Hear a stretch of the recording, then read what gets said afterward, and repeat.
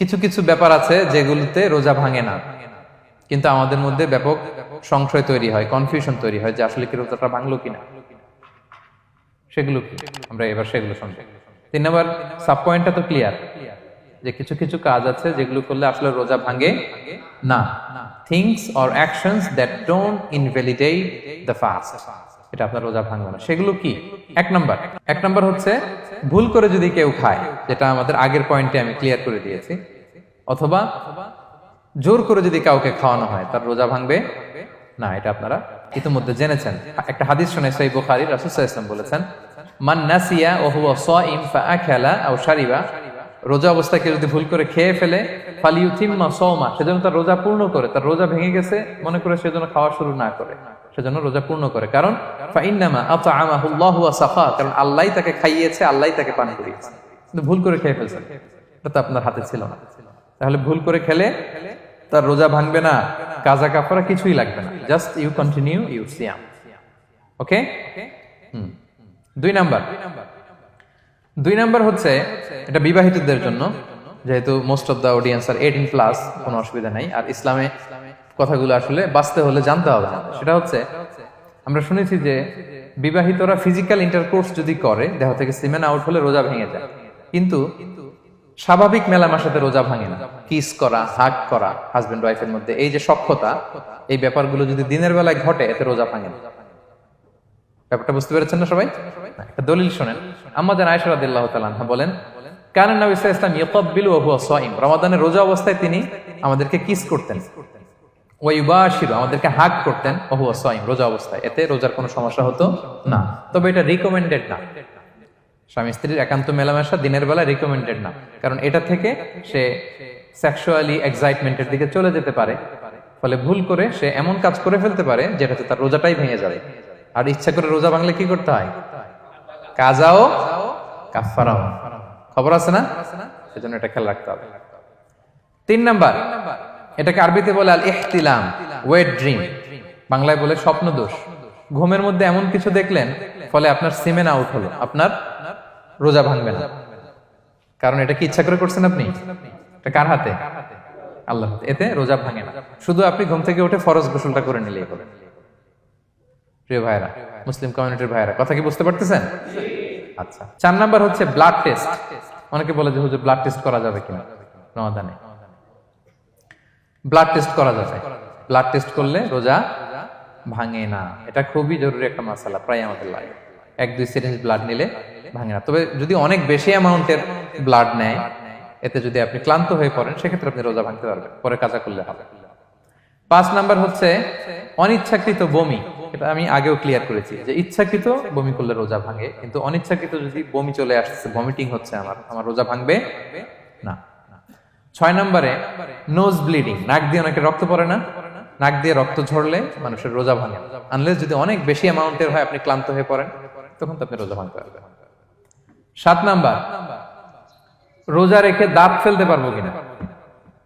জি, রোজা রেখে আপনি আপনার দাঁতকে রিমুভ করতে পারবেন, খুব বেশি যাতে রক্ত বের না হয় সেটা আপনি খেয়াল রাখবেন। দাঁত ফেললে যে রক্ত বেরোয়, এতে রোজা ভাঙে না।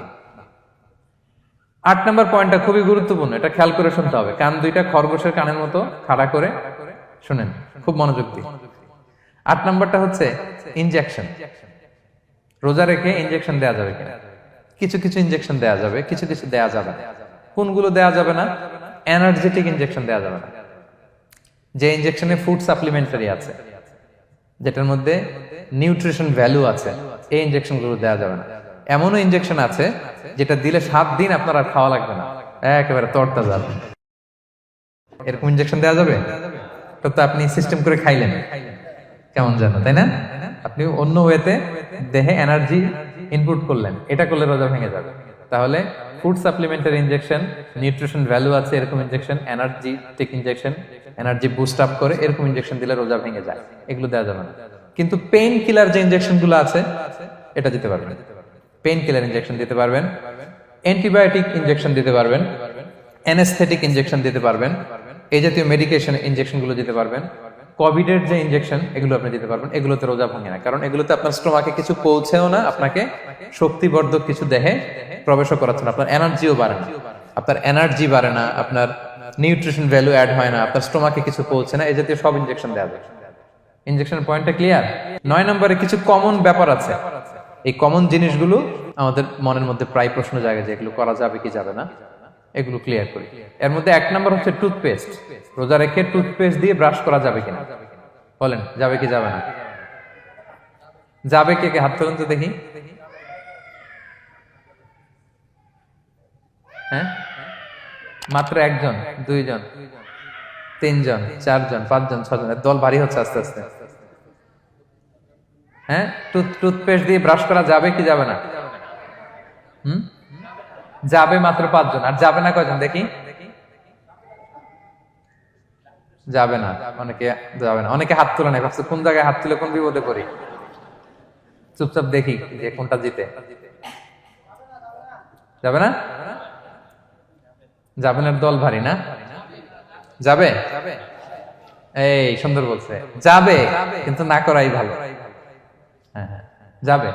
টুথপেস্ট দিয়ে ব্রাশ করলে রোজা ভাঙে না, তবে যদি খুব স্ট্রং টুথপেস্ট হয় এগুলো ব্যবহার না করা ভালো।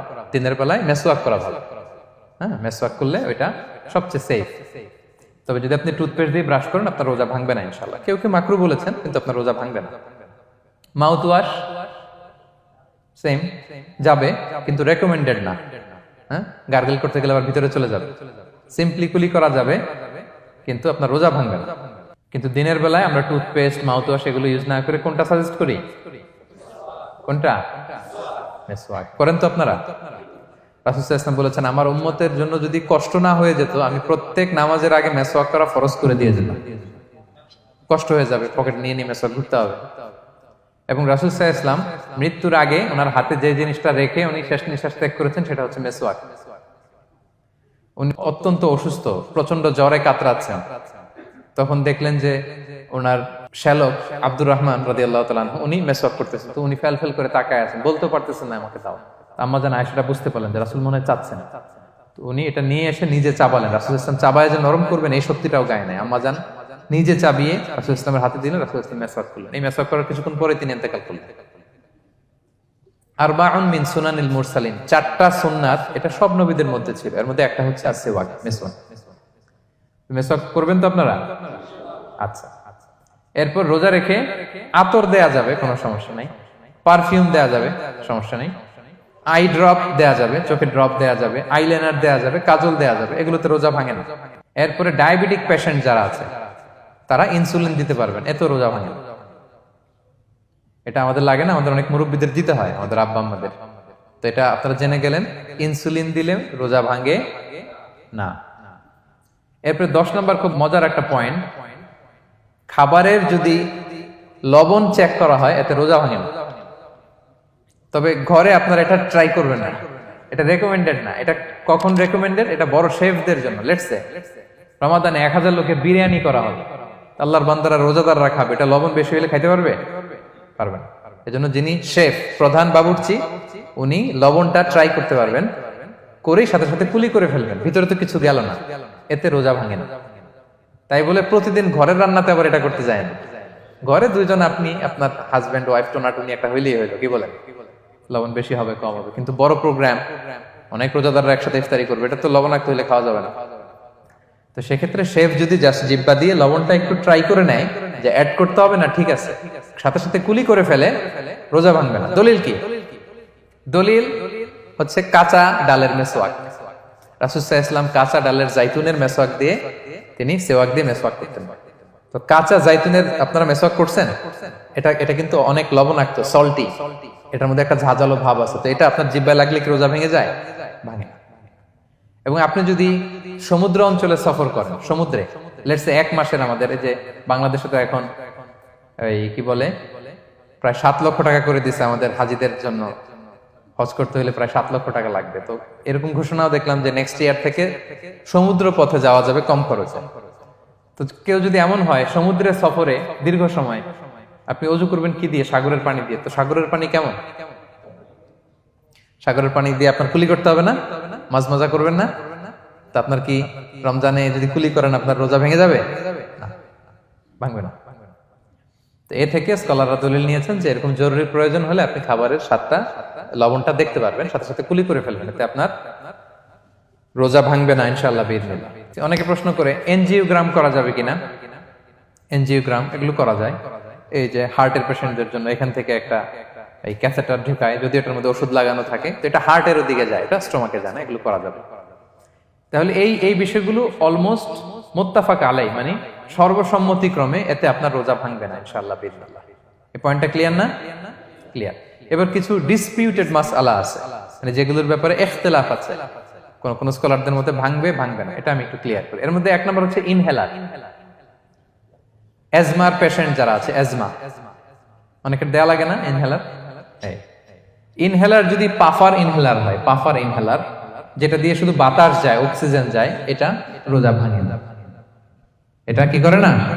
রোজা ভাঙে না। পাফার ইনহেলার যেটা দিয়ে অক্সিজেন পাস করে, রোজা ভাঙবে না। কিন্তু যদি ভ্যাপোরাইজেশন হয়, অথবা একটা আছে DPI, dry powder inhaler, punch করলে একটা পাউডার সহ ভিতরে যায়, অ্যাজমাটা কমায় দেয়, ওই পাউডার দিয়ে করলে কিন্তু রোজা ভেঙে যাবে। ভ্যাপোরাইজেশন হলে বা ডিপিআই ইনহেলার হলে আপনার রোজা ভেঙে যাবে। ইনহেলার ক্লিয়ার তো সবার কাছে? আচ্ছা, এরপরে যাই সামনে। সাপোসিটরি বুঝেন তো না? ডুশ বলে, প্রচন্ড জ্বর কমে না, তখন ডাক্তার বলে যে পাই পথে অ্যানাল পিল বলে এগুলাকে, পাই পথে এটাকে ইনপুট দিতে হয়। এই সাপোসিটরি এটা একটা ডিসপিউটেড মাসালা। হানাফি স্কুল অফ থটে রোজা ভেঙে যায়। আমরা যেহেতু বেশিরভাগ হানাফি স্কুল ফলো করি, হানাফি মাযহাব, তো আমরা এটাই সাজেস্ট করি সাপোসিটরি না দেওয়া। তবে অন্যান্য স্কলারদের মতে রোজা ভাঙবে না, বিশেষ করে ইবনে তাইমিয়া আলাইহি রাহমার মতে রোজা ভাঙবে না। এখানে প্রসঙ্গ যেটা হচ্ছে, সাপোসিটরি সাধারণত দিতে হয় ইমার্জেন্সি পিরিয়ডে। কি বলেন? জ্বর আর কমে না, কঠিন অবস্থা, তো ওই অবস্থায় তো রোজা এমনি ভাঙা যায়। প্রচন্ড অসুস্থ হলে ভাঙা যায় না রোজা? ভাঙা যায়। তো আপনি রোজা ভাঙবেন, পরে কাজা করে ফেলবেন, সাপোসিটরি দিবেন, অসুবিধা নেই। আচ্ছা, এয়ার ড্রপ, কানের যে ড্রপ আছে, এটার মডার্ন স্কলারদের মতে, যে ফিক একাডেমি গুলো আছে, এদের মতে রোজা ভাঙবে না, কিন্তু হানাফি স্কলারদের মতে রোজা ভেঙে যাবে। তো আমরা সাজেস্ট করি এটা আপনি না দেন, আগে পরে দেন। 3 নাম্বার, হার্টের পেশেন্টদের একটা ওষুধ দিতে হয়, এটাকে নাইট্রোগ্লিসারিন ট্যাবলেট বলে, জিহ্বার নিচে দেওয়ার সাথে সাথে বডি এটা অ্যাবজর্ব করে ফেলে, ওষুধটা আর থাকে না জিহ্বার নিচে। জিহ্বার নিচে এটাকে প্লেস করলে সাথে সাথে এটা বডি অ্যাবজর্ব করে, এখানে আবার পাম্প শুরু হয়ে যায়। তো হার্ট অ্যাটাক করলে এটা দেয়। আধুনিক যে ফিক একাডেমি গুলো আছে তাদের মতে রোজা ভাঙবে না, কিন্তু হানাফি স্কুল অফ থটে তাদের মতে যেহেতু সম্ভাবনা আছে কিছু চলে যেতে পারে, যদিও যায় না, হানাফি মাযহাব হচ্ছে খুব ইহতিয়াত অবলম্বন করে, অত্যন্ত বেশি সাবধানতা অবলম্বন করে। কিন্তু মডার্ন ফিক একাডেমি গুলো তাদের মতে হার্ট পেশেন্টদের জন্য নাইট্রোগ্লিসারিন ট্যাবলেট যদি জিহ্বার নিচে রাখেন রোজা ভাঙবে না। হিজামা, কাপিং, হিজামা চিনেন তো? হ্যাঁ, হিজামা করছেন কেউ এখানে? আপনি করছেন, আর কেউ? অনেকে করছে দেখি মাশাআল্লাহ। এটা এখন অনেক পপুলার হচ্ছে, রাসূল সাল্লাল্লাহু আলাইহি ওয়াসাল্লাম কিন্তু করতেন। এখন দেখবেন যে অনেক বড় বড় সেলিব্রিটিরা, অ্যাথলেটরাও করে। এরকম কাপিং এর টিউব আছে, পিঠে একটু কেটে ওটাকে লাগায় দেয়, আস্তে করে এই রক্তগুলো বের করে ফেলে, ব্যথা ট্যাথা, পেইন টেন এগুলো কমে যায়। এখন কিন্তু এটার অনেক প্রচলন পেয়েছে। হানাফি স্কুল অফ থটে হিজামাতে রোজা ভাঙে না, অন্যান্য স্কুল অফ থটে ভাঙে। তো হিজামা তো ইমার্জেন্সি কিছু না, আমার দিনের বেলায় কেন রমজান মাসে হিজামা করা লাগবে, আমি ইফতারের পরে হিজামা করলাম। আচ্ছা, ব্লাড ডোনেশন করলে রোজা ভাঙবে কিনা? এক ব্যাগ যে রক্ত নেয়, ভাঙবে কিনা?